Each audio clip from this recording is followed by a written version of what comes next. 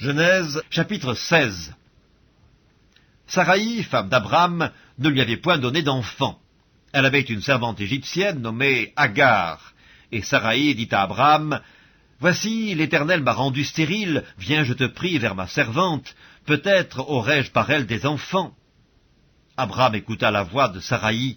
Alors Saraï, femme d'Abram, prit Agar, l'Égyptienne, sa servante, et la donna pour femme à Abram, son mari, après qu'Abram eut habité 10 années dans le pays de Canaan. Il alla vers Agar, et elle devint enceinte.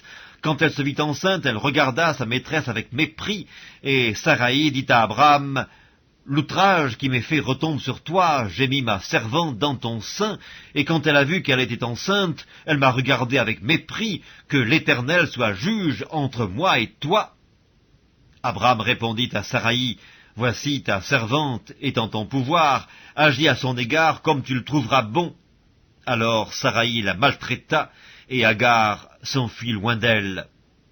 L'ange de l'Éternel la trouva près d'une source d'eau dans le désert, près de la source qui est sur le chemin de Chour.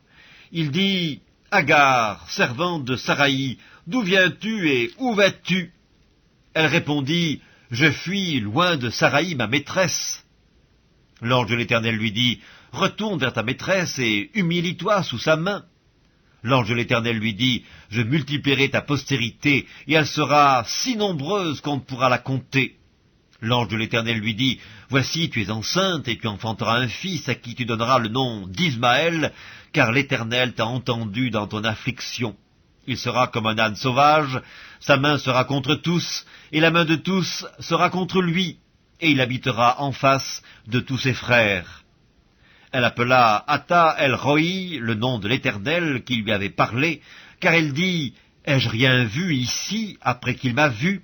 C'est pourquoi l'on a appelé ce puits le puits de Lacaï-Roï. Il est entre Kadès et Bared. Agar enfanta un fils à Abram, et Abram donna le nom d'Ismaël au fils qu'Agar lui enfanta.